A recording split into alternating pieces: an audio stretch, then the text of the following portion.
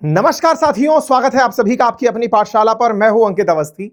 भारत एक तरफ जहां जानता है कि अमेरिका इस समय बहुत ही वायलेंट मुद्रा में है, दुनिया में एक तरफ वेनेजुएला को हराने या गिराने के बाद इस समय ग्रीनलैंड की चाहत लिए घूम रहा है, ईरान को पटखनी देना चाह रहा है, कैनेडियों को सोने नहीं दे रहा है, और इस बीच में भारत सरकार की तरफ से एक खबर बाहर आती है। अब ये सूत्रों की खबर है, लेकिन सुर्खी बन गई है, और सुर्खी ये कि हम राफेल और खरीद रहे हैं। एक तरफ तो अमेरिका हमें F-35 देने के लिए तमाम तामझाम किए पड़ा है, इस बीच में हम राफेल और प्रक्योर कर रहे हैं, और साथ ही साथ ट्रांसफर ऑफ टेक्नोलॉजी समेत, यानी कि यहां से देश के अंदर ही उसके अंदर जो मिसाइल लगनी है, रडार सिस्टम लगने हैं और टेक्नोलॉजी ट्रांसफर होना है, उस स्वदेशी आधार पर हो जाएगा। ऐसी सुर्खियां अगर आ जाएं तो समझिए कि इस समय आपने इस खबर को केवल खबर नहीं, एक बॉम्ब की तरह गिराया होगा। हाल ही में सुर्खियां बनी हुई हैं कि भारत सरकार ने राफेल की तमाम प्रकार के क्रिटिसिज्म जो कि संस्थागत तरीके से फैलाए गए थे, पाकिस्तान, चीन, अमेरिका, कि पाकिस्तानियों ने भारत के राफेल गिरा दिए, उसके बाद भी एक फैसला लिया और कहा कि हम और राफेल परचेज करने जा रहे हैं। ऑपरेशन सिंदूर में जहां एक और पूरी तरह से चीनी प्रयास, अमेरिकी प्रयास राफेल को हटाने के लिए था कि भारत के राफेल को इतना नीचे गिरा दो, मार्केट इसका इतना नीचे गिरा दो कि लोग इसे प्रोक्योर करने से डरें, खरीदने से इनकार करने लगे। लेकिन भारत ने जो सच है उसका साथ देते हुए राफेल के प्रोक्योरमेंट में एक और स्टेप आगे बढ़ा दिया है। बट इंटरेस्टिंग है कि एक तरफ तो हर देश इसको खरीदने की दौड़ में है, जहां जेलेंस्की खुद राफेल परचेज करने निकले पड़े हैं, जहां इंडोनेशिया जो पाकिस्तान से JF चाहता है वो राफेल खरीदने निकला हुआ है, लेकिन वर्ल्ड वाइड इसका क्रिटिसिज्म करने के तरीके अपनाए जा रहे हैं। भारत ने ऑपरेशन सिंदूर में राफेल में लगी स्कैल्प मिसाइल और हैमर से पाकिस्तान के ठिकानों को नेस्तनाबूद किया, लेकिन चर्चा पाकिस्तानियों के द्वारा अपने बेसिस को बर्बाद करने की नहीं है, उन्होंने भारत के फाइटर जेट्स को नुकसान पहुंचा दिया, इसकी एक कोरी कल्पना है जिसे पूरी तरह से सर्कुलेट कराया गया। उसके बावजूद भी आज राफेल खरीदकर हम लॉयल्टी टुवर्ड्स ब्रांड दिखा रहे हैं, या सच, ये तो आने वाला समय बताएगा।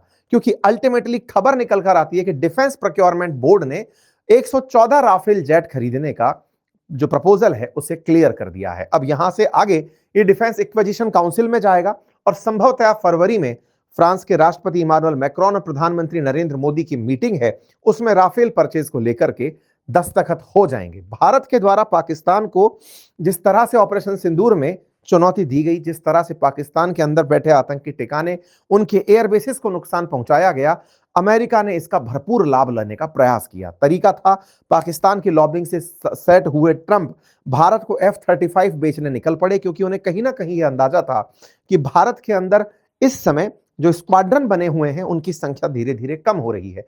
हमारी जो एजिंग फ्लीट्स हैं, जो हमारे फाइटर जेट्स समय के साथ पुराने होते जा रहे हैं, भारत उन्हें बदलने वाला है, और उन्हें बदलने के लिए उसे नए फाइटर जेट्स खरीदने होंगे। और ऐसे में फाइटर जेट्स के अंदर अगर देखा जाए तो सुखोई 57 हो, अमेरिकी F-35 हो, या फिर राफेल, ये तीन ही सबसे उपयुक्त विकल्प निकलकर दिखाई दे रहे थे। और इन विकल्प में से भारत ने राफेल चुना और उसके प्रति अपनी लॉयल्टी कंटिन्यू रखी। विचारणीय तथ्य है, 36 खरीद चुके हैं, पिछले साल 26 का ऑर्डर दे दिया, और अब 114, लगभग पौने 200 के आसपास हमारे पास राफेल होंगे। टेक्निकली देखा जाए तो 10 से ज्यादा स्क्वाड्रन हमारे पास अब राफेल की होंगी। यह दिखाता है कि भारत ने अपनी खरीद को प्रभावित होते देखा, वर्ल्ड ने राफेल की जगह अपने फाइटर जेट्स को घुसाने के तमाम प्रयास किए थे। खैर, फिलहाल के लिए खबर यह है कि DBS के द्वारा, जिसे चेयर किया जाता है राजेश कुमार सिंह जी के द्वारा, जो डिफेंस सेक्रेटरी हैं, उन्होंने अपनी तरफ से इसे परमिशन दे दी है, यानी कि उन्होंने इसे आगे बढ़ा दिया है। अब ये डिफेंस प्रोक्योरमेंट बोर्ड के बाद डिफेंस एक्विजिशन काउंसिल में जाएगी, और डिफेंस एक्विजिशन काउंसिल की अध्यक्षता माननीय रक्षा मंत्री करते हैं, और उनके साथ में हमारे डिफेंस के जितने भी चीफ ऑफ स्टाफ्स हैं वो सब प्रेजेंट होते हैं, और उसके बाद में इस चीज को प्रधानमंत्री के सामने फाइनेंसेस के लिए रख दिया जाता है। जब ये वहां से फाइनल हो जाएगी तो उसके बाद में भारत ऑफिशियल रूप से फ्रांस के साथ इस बात की वार्ता करेगा। संभावित है कि फरवरी में प्रस्तावित जो भारत और मतलब प्रधानमंत्री मोदी और मैक्रोन के बीच की मीटिंग है, उसमें इसे आखिरी रूप दिया जा सकता है। राफेल के बारे में अब 2-3 बातें और चल रही हैं। जहां तक पहले था कि भारत के राफेल के साथ जब प्रोक्योरमेंट यानी खरीद हुई, उस समय पर हमें टेक्नोलॉजी ट्रांसफर को लेकर इन्होंने काफी ज्यादा आनाकानी की थी, लेकिन भारत ने इनके सामने मौका दिया और कहा कि आप हमारे यहाँ की किसी प्राइवेट कंपनी के साथ डील करें, उनके साथ में आप निर्माण यहां पर करें, और निर्माण यहां पर करके स्वदेशी तकनीक चाहे हमारी मिसाइल लगना हो, हमारे रडार सिस्टम लगना हो, उन्हें आप यहीं पर विकसित करें। सुनने में आता है कि रिलायंस के द्वारा, अनिल अंबानी की जो रिलायंस है उसके द्वारा एक इसी पर्टिकुलर काम के लिए कंपनी गठित की गई। उसके साथ डेसो एविएशन जो कि फ्रांस की कंपनी है, वो मिलकर के इस काम को भारत के अंदर करने जा रही है। साथियों, राफेल के 3 वर्जन देश भर में, दुनिया भर में प्रचलित हैं। उनमें से राफेल के जितने भी वर्जन हैं, उनकी कॉमन जो कैरेक्टरिस्टिक है वो यही कि ये मिड एयर रिफ्यूलिंग और एडवांस रडार टेक्नोलॉजी से युक्त होता है। ये न्यूक्लियर अटैक और एंटीशिप स्ट्राइक कर सकता है, बहुत ही कम जगह पर ये लैंड कर सकता है। और जो राफेल का मराइन वर्जन है, वो फाइटर जेट्स जो राफेल हैं उनसे ज्यादा उन्नत माना जाता है। पायलट्स के हेलमेट के ऊपर एक प्रॉपर डिस्प्ले आता है और इसके अंदर एक स्कैल्प मिसाइल आती है जो प्रॉपर ठिकाने को प्रहार कर सकती है। इसके 3 वर्जन है, राफेल सी, राफेल बी और राफेल एम। जो सी है इसे फाइटर वर्जन कहा जाता है, राफेल सी या चेजर वर्जन कहा जाता है। और जो बी है उसके अंदर 2 सीटर व्यवस्था होती है और 2 सीट के साथ में ये बी सामान्यतया कई बार ट्रेनिंग में भी इसे यूज में लिया जाता है। राफेल एम इसका मराइन वर्जन है। भारत के पास सी और बी है। एम जो है इसको ऑर्डर ऑलरेडी किया गया है और 2025 में हमने एम ऑर्डर किया था। यहां पर देख सकते हैं भारत ने 26 राफेल मराइन जेट 63,000 करोड़ में अप्रैल 2025 में ऑर्डर किए थे। 2016 में हमारे पास 36 राफेल जेट ऑलरेडी आए हुए हैं। भारत की नेवी 2029 में पहले 4 राफेल एम जेट डिलीवरी पाएगी और ये जो जेट आएंगे ये हमारे आईएनएस विक्रम और विक्रांत पर डिप्लॉय किए जाएंगे, जो कि एयरक्राफ्ट कैरियर हैं, समुद्र में भारत के पानी की सुरक्षा कर रहे हैं। ऐसे में अब ये जो नए राफेल लेने की हम व्यवस्था कर रहे हैं, ये व्यवस्था आने वाले समय में भारत को जितने भी प्रकार से दुश्मनों से चुनौतियां हैं उनसे निपटने में मदद करेंगी। आप जानते हैं कि भारत के लिए फिलहाल बॉर्डर्स पर चाहे पाकिस्तान हो, फिर चाहे चाइना हो और ताजा ताजा अभी बांग्लादेश हो, सारी कंडीशंस बड़ी हॉस्टाइल हो रखी हैं। और ऐसे में हमें जरूरत है कि हम तीनों तरफ से दुश्मनों के साथ चुनौतीपूर्ण तरीके से वायुसेना की मदद से निपट पाएं। इस बार भी ऑपरेशन सिंदूर में बिना हमने किसी देश की संप्रभुता का उल्लंघन किए अपने देश में रह के फेंकी गई मिसाइल से दुश्मनों के किलोमीटर, सैकड़ों किलोमीटर दूर स्थित ठिकानों को निस्तनाबूद किया, दुश्मन के आतंकी लॉन्च पैड्स को निशाना बनाया। ये सभी चीजें हमने संभव की अपने फाइटर जेट्स की मदद से। और भारत में फिलहाल इन्हीं फाइटर जेट्स के फिर से चर्चाएं चल रही हैं, क्योंकि अल्टीमेटली पाकिस्तान इस समय बड़ी तेजी से फाइटर जेट्स की निर्माण में और उनकी खरीद में लगा हुआ है। और अल्टीमेटली पाकिस्तान इस समय चाइना का एक, मतलब समझिए कि बिगड़ा हुआ साथी बना हुआ है। चाइना जिसके माध्यम से भारत के साथ काउंटर करने का तरीका अपना सकता है। तो ऐसे में भारत चाहता है कि हमारे पास इस राफेल के साथ साथ टेक्नोलॉजिकल सुपीरियरिटी आए, मल्टीलोल वर्सेलिटी आए, ताकि हम आने वाले समय में अपनी डिटरेंस को बढ़ा सके और चीन के साथ या पाकिस्तान के साथ जब भी बॉर्डर एरिया कन्फ्लिक्ट हो तो हम 2 फ्रंट रेडीनेस के साथ आगे बढ़े और युद्ध के अंदर अपना स्थान बनाए। क्योंकि राफेल जो है वो पाकिस्तान, चाइना के J-10C फाइटर जेट के इक्विवेलेंट है, यानी कि उसकी तरह इसके अंदर सक्षम व्यवस्थाएं हैं। ये 4.5 जनरेशन का चीनी विमान है, तो भारत के पास 4.5 जनरेशन का फ्रांसीसी विमान होगा।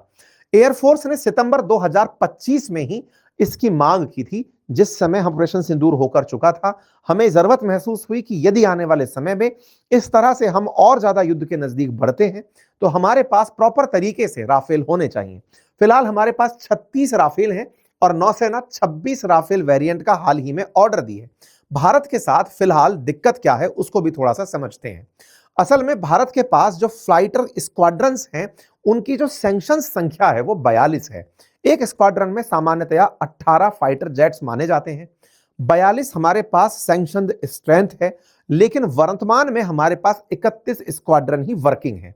ऐसे में सुखोई 30 के 12, जगुआर के 6, मिग 21 के 3, मिराज 2000 के 3, मिग 29 के 3, राफेल के 2 और एलसीए के 2, एलसीए तेजस के 2 हमारे पास स्क्वाड्रन फिलहाल रेडी हैं।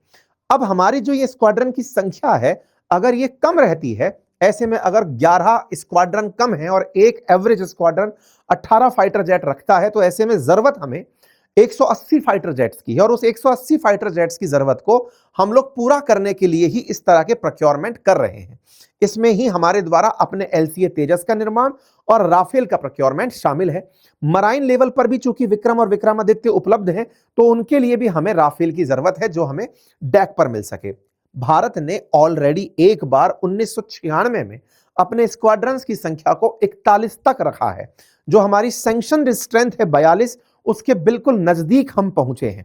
और आज जो हमारे पास स्क्वाड्रन की संख्या 31 है, ये 1965 में जब हम पाकिस्तान से युद्ध लड़ रहे थे उस समय हमारे पास 32 स्क्वाड्रन थी। ये विचारणीय तथ्य है कि 1971 में जब हम पाकिस्तान से युद्ध लड़े तब 36 स्क्वाड्रन थी, आज हमारे पास 31 स्क्वाड्रन है। ये काफी चुनौतीपूर्ण है क्योंकि हमारे मिग की जो फ्लीट है वो लगातार एज होती जा रही है, पुरानी होती गई और हमने उसे टच डाउन करा लिया, हमने उसे रोक लिया है। ऐसे में फिलहाल के लिए हमें बड़ी तेजी से फाइटर जेट्स की खरीद करनी है क्योंकि हमारे पास अपने बॉर्डर एरियाज को सुरक्षित रखने के लिए 42 स्क्वाड्रन होनी चाहिए। यही कारण है कि एयरफोर्स ने सितंबर 2025 में अपनी जरूरत सरकार के सामने रखी थी। इसी मतलब रखी थी और उसी को पूरा करने के प्रयास हो रहे हैं। लेकिन उधर की तरफ से जिनसे हम खरीदें उनसे हम अपने तरीके के नेगोशिएशन कर रहे हैं कि साहब इसे यहीं पर आकर बनाइएगा। ऐसे में मेक इन इंडिया के तहत इसे बनाए जाने की बात है। डैसॉल्ट एविएशन भारत की एक कंपनी के साथ मिलकर, जिसका नाम रिलायंस एरोस्पेस लिमिटेड है, उसके साथ इन विमानों को भारत में मिलकर बनाएगी, जिसमें डैसॉल्ट का 41% हिस्सा होगा और रिलायंस का 49% हिस्सा होगा। इसके अंदर सुरक्षित डेटा लिंक भी उपलब्ध कराया जाएगा। भारतीय रडार और सेंसर सिस्टम को भी इसमें जोड़ा जा सकेगा। कंपनी एयरक्राफ्ट निर्माण के लिए टेक्नोलॉजी ट्रांसफर भी देगी। इंजन निर्माण साफरन और एवियोनिक्स कंपनी थेल्स भी इस प्रक्रिया का हिस्सा होंगी। टेक्नोलॉजी ट्रांसफर पूरा होने के बाद इन विमानों में स्वदेशी कंटेंट 55 से लेकर 60% होने की उम्मीद है। जिस तरह से आज ब्रह्मोस भारत में निर्मित होता है, बिल्कुल उसी तरह से आने वाले समय में हम राफेल भी बनाकर संभवतः बेच भी पाएंगे। जैसे आज पाकिस्तान अपने तरफ से चीनी JL-10 को बेचने निकला हुआ है, JL-17 को बेचने निकला हुआ, JF-17 को, बिल्कुल उस तरह से हम भी अपने विमानों को बेच पाएंगे। भारत में ऐसा होने की वजह से 176 राफेल विमान हो जाएंगे और इसके साथ साथ भारत अंतरराष्ट्रीय स्तर पर भी अपनी स्थिति को रख पाएगा। आपको याद होगा ट्रंप ने भारत को F-35 ऑफर किए थे। F-35 वो फाइटर जेट है जो अमेरिका अपने द्वारा चुनिंदा देशों को देता है। हर देश को F-35 नहीं मिलता। अमेरिका ने हमें यही कहा कि आप F-35 लेकर के एलीट ग्रुप में शामिल हो जाएंगे उन देशों के में जिनके पास F-35 है। भारत ने इसे इनकार किया। इनकार करने के लिए हमारा कुछ समय भी हमारे साथ था। एक F-35 भारत के अंदर केरला के तट पर अटका रह गया। इतने दिन तक अटका रहा कि F-35 का ह्यूमिलिएशन हुआ। कुछ एयरक्राफ्ट के अंदर F-35 क्रैश कर गए। ऐसे में F-35 हमारी चॉइसेस में बचा ही नहीं। ट्रंप ने इसी से खुश होकर 25% टैरिफ शायद लाद दिए हो कि बेटा तुम हमसे फाइटर जेट तो खरीद नहीं रहे, तुम रूस से तेल खरीदते हो, लो खैर टैरिफ भुगतो। जो भी हो, भारत ने फिलहाल के लिए अमेरिकी F-35 को ऑप्शन में नहीं चुना। वहीं दूसरी तरफ बात रूस की हो तो रूस के साथ भी हमें सुखोई 57 का ऑफर था, लेकिन इस ऑफर में भारत पीछे हटा रहा। इसके कई कारण हो सकते हैं। उनमें से प्रमुख कारण था कि ऑलरेडी अब हम एक फ्लीट बना चुके हैं जिसका MRO अब हम इंडिया में ही कर पाएंगे। ऐसे में अगर हम अपनी फ्लीट्स के अंदर डिफरेंट टाइप के फाइटर जेट्स बनाएंगे तो हमारी बहुत सारे पायलट्स अलग अलग फ्लीट्स के लिए हमें तैयार करके रखने होंगे और उसकी अपनी चुनौती होंगी, उसकी अपने मेंटेनेंस कॉस्ट होंगी। ऐसे में अगर राफेल एंट्री करता है और वो लगभग 250 की संख्या तक पहुंचता है तो वो भारत के लिए एक डिफरेंट टेस्ट भी होगा और पावर बैलेंस भी होगा। इसी क्रोनोलॉजी में भारत ने हमारे देश के खिलाफ पहले फैलाए गए प्रोपेगेंडा को भी चुनौती दे दी, क्योंकि दुनिया भर ने राफेल गिर गया, राफेल गिर गया, ये कहकर के हमें जिस प्रकार से छेड़ा था, या कहिए भारत के साथ में एक प्रकार का ग्लोबल ह्यूमिलिएशन शुरू कराया गया था। चाइना कह रहा है कि देखो इनकी फर्जी राफेल गिर गए, अमेरिका कह रहा है कि इतने फाइटर जेट गिर गए, पाकिस्तान हर जगह ढिंढोरा पीट रहा है।